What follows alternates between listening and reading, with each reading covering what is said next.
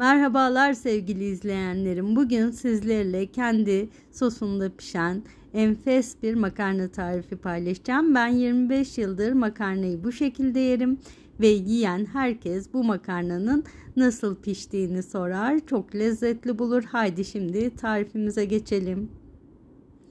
Makarnamız için yarım çay bardağı sıvı yağımızı tenceremize koyuyoruz. 2 diş sarımsağımız var. Sarımsaklarımızı yağımızın içerisinde kavurarak öldürüyoruz. Rengini değiştiriyoruz. Sarımsağımız yağımıza harika bir aroma verecektir ama yanmamasına lütfen dikkat edin. Çünkü yanarsa yemeğimize sarımsak acıtabilir. Sarımsaklarımızın rengi değişti. Şimdi küpler halinde doğradığım bir adet kuru soğanımı da sarımsaklarımın üzerine ilave ederek kuru soğanımız ile sarımsaklarımızı soğanlarımızın rengi değişene kadar birlikte iyice kavuruyoruz. Birazcık daha renginin değişmesini istiyorum ve artık yavaş yavaş istenilen kıvama geldi. Ben tarifimde bir adet kapya biber ve bir adet yeşil biber kullandım. Şimdi kapya biber ve yeşil biberimi de tarifime ilave ederek tüm sebzelerimi birlikte kavuruyorum. Ben sebzelerim rengi değişene kadar kavururken siz de kanalıma abone olup beğen butonuna basar ve bildirim zilini açarsanız çok mutlu olurum. Bir sonraki tarifte görüşmüş oluruz. Şimdi sebzelerim de artık rengi değişti. Biberlerim yumuşadı. Tarifime artık salçasını ilave etme zamanı geldi. Şöyle tarifimin içerisine makarnamıza 1 yemek kaşığı domates salçası ilave ediyoruz. Ve 1 adet domatesim var salçam ile birlikte. Şimdi domatesimi de ilave ediyorum. Kabuğunu soydum. Küp küp doğradığım domatesimi de makarnama ilave ediyorum. Sosuna daha doğrusu. Salçam ile domatesimi de şöyle iyice özleşene kadar yemeğimin sebzeleriyle kavuruyorum. Makarnamızda sebzelerimizi kavurmak gerçekten çok önemli çünkü diri diri kalırsa ağzımızda hoş bir his bırakmaz.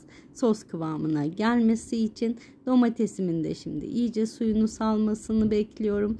Domatesim de yavaş yavaş suyunu salıyor.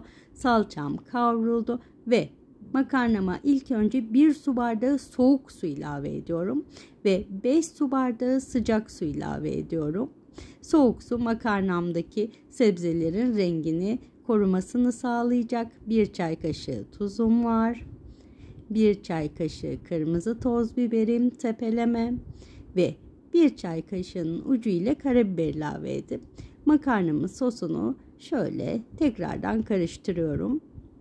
Makarna sosumun içerisine artık makarnamı ilave ediyorum. 500 gram makarna kullandım. Ocağımın altını kısıyorum. Makarnam ile sosunu karıştırıyorum. Burada ocağımızın altını kısmak önemli. Şöyle iyice makarnam ile sosunu karıştırıyorum. Ocağımın altını tekrar söylüyorum, kıstım ve artık makarnamın üzerine tenceremin kapağını kapatacağım.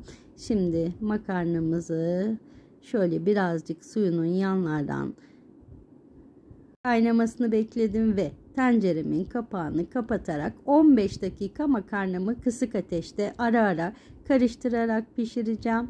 Şimdi makarnamız pişsin. Evet, kapağını açıp yeniden şöyle bir makarnamızı karıştırıyoruz. Ve artık makarnamız pişti, gördüğünüz üzere tekrar bir karıştırıyorum.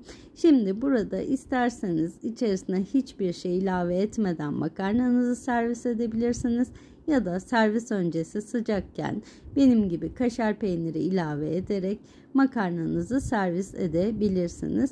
Şimdi ben kaşarlarımın da erimesi için makarnamı tekrar iyice karıştırıyorum. Gördüğünüz üzere kaşarlarımız eriyip uzamaya başladı. Makarnamız yumuşacık pişti. 1-2 tur daha iyice kaşarlarım makarnamla özleşene kadar daha karıştırayım. Ve artık yavaş yavaş makarnamızı soğumadan servis tabağına alıyoruz. Şöyle size de yakından makarnamızı göstereyim. Enfes oldu. Servis tabağıma makarnamı alıyorum. Bir kaşık daha koyalım ve evet, artık makarnamız servise hazır. Dilerseniz üzerine kaşar rendesi serperek servis edebilirsiniz. Afiyet olsun.